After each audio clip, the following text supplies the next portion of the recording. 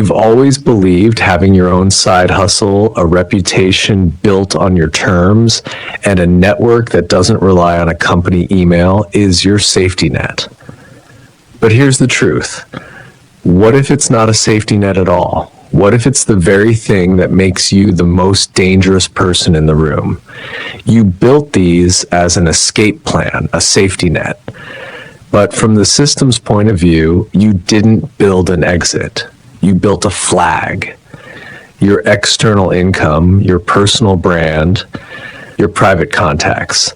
These things you thought were your power, they've triggered a silent alarm in the system, not a warning, an announcement. You're becoming a threat. You no longer need us to survive. You no longer need us to survive. And in the language of power, less dependent is just a polite way of saying more dangerous. You won't get a memo about this. There's no formal warning, but a silent process has started. It's not about firing you. It's about recalculating you, figuring out what you can now be trusted with now that you need them less. Forget loyalty. That's a conversation for people who have no other options. The system's real question isn't, is this person loyal? It's, how much would it cost this person to stop being loyal? Your situation is now defined by one of these facts. 1, you're brilliant at your job, but now your brilliance is a ticking time bomb. It's no longer just a skill, it's a potential leak, a way for value to slip out on channels they don't control. And here's the scary part. What happens next might just be the beginning. 2, your external relationships are an asset, but they're logged in the system as unaudited ports of entry. Who are you talking to? Or 3, your financial freedom hasn't made you more confident in meetings. It's made you harder to predict in the rooms where real decisions are made. This isn't a moral failure. It's a security reclassification. You've moved from being a reliable piece of the machine to being a component with its own separate power supply. Here's the uncomfortable truth. All systems are built on. Control doesn't come from inspiration. It comes from dependency. They need you to need them. Any resource you have that they didn't give you, money, fame, connections, is a crack in that foundation. It means you have options. And to a system, an option is just a future betrayal waiting for the right price. First, let's talk about loyalty. But let's stop right there. What if loyalty isn't the deal at all? What if it's just a trap? The system gives you everything, salary, status, a career, but at what cost? And how long before the price is too high to pay? Now imagine a Silicon Valley star. Their startup stock made them rich years ago. Their personal Twitter following is bigger than their company's. When their boss says jump, the unspoken question isn't how high, it's what's in it for me. Their obedience is no longer a necessity. It's a choice. And choices have to be bought, renegotiated every single day. The system can't threaten them with poverty, so it has to constantly find new ways to make them want to stay. Your first danger signal is this: when your walkaway cost gets too low. Ask yourself, how bad would it really be if you got fired tomorrow? If the answer is annoying but not catastrophic, congratulations. You're not an employee anymore. You're a volunteer. And volunteers are notoriously hard to manage. Second, let's talk about the story. A system doesn't just sell products or services. It sells a story. A story about why it wins, what success looks like, who deserves the credit. It needs to own that story completely.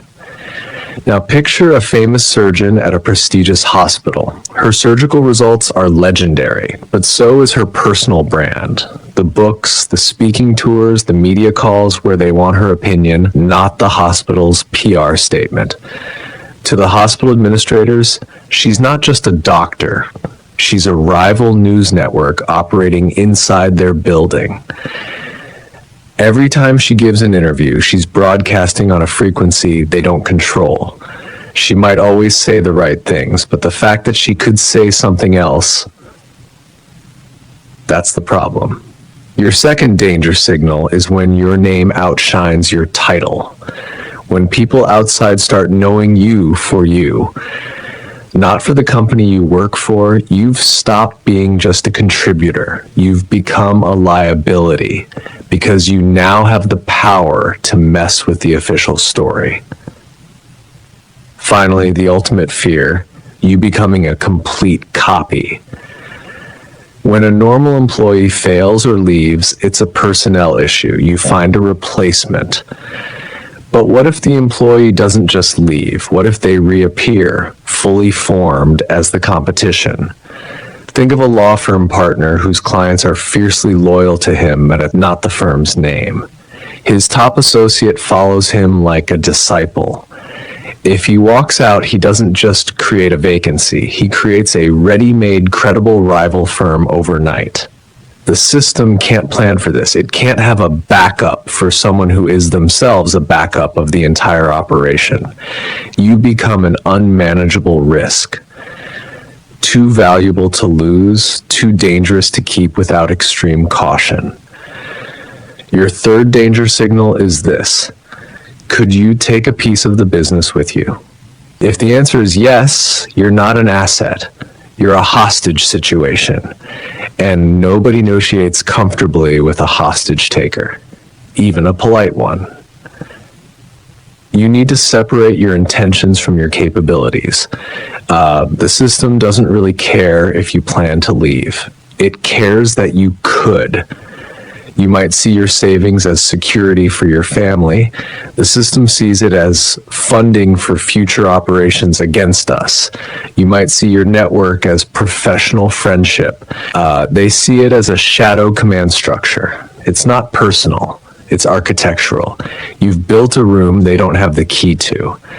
And in a building designed for total control, that room is a threat. So what happens when you're flagged? You don't get attacked, you get contained. First, they'll try to put glass walls around your outside life. Expect sudden compliance check-ins about your investments, friendly HR questions about potential conflicts of interest. They want to map your private network, turn your sanctuary into a zoo exhibit, visible and harmless. Second, they'll rewrite your history. Your next big win will be credited to the amazing platform or the synergistic team. The goal is to surgically remove your name from the story and paste the corporate logo over it. They need to prove to everyone watching that you are a product of them, not the other way around.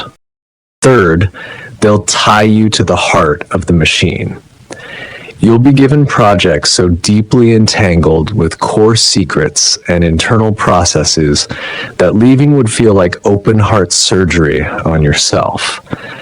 They're not giving you more responsibility. They're giving you handcuffs made of legacy code and institutional knowledge. The price of using your escape route becomes unthinkably high. This isn't punishment. It's neutralization. While this happens, 3 comforting lies will make it worse. The leverage lie. Thinking your external success is a bargaining chip. It's not. It's evidence. Evidence that your interests are no longer fully aligned with theirs. You don't bring a rival's product to a negotiation and expect a promotion. The invisible parachute lie. Believing no one knows about your safety net. They know.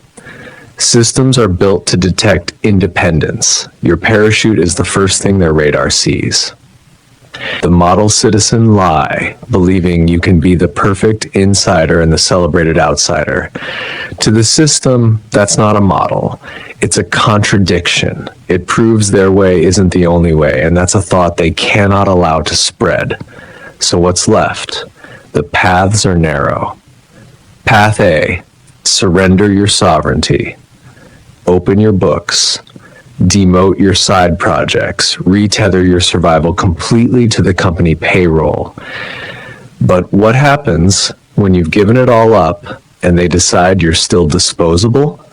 The cost, the independence you fought for, becomes a museum piece.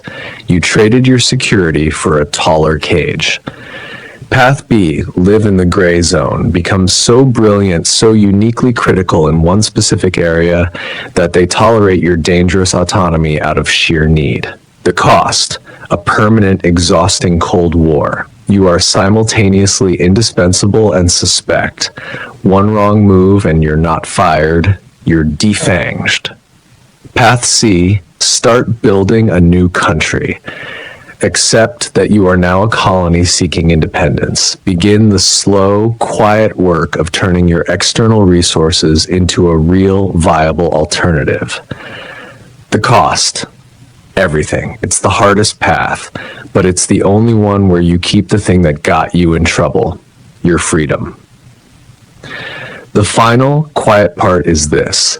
Systems aren't afraid of disloyalty. They're terrified of alternatives.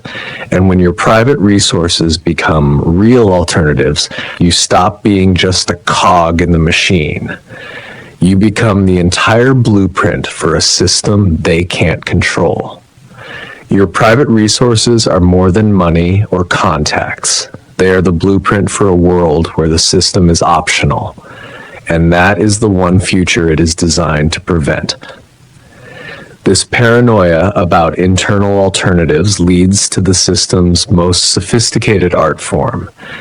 Not the dramatic firing, but the gentle, relentless push to the margins. It's a process so subtle you might not even feel it happening until you're already outside, looking in. And that process is what we will examine next. In our final chapter of this sequence, we'll map the steps. L3-08, how the system gently marginalizes outliers. Because the most effective way to remove a threat isn't to fight it. It's to convince everyone, including the threat itself, that it was never really there at all.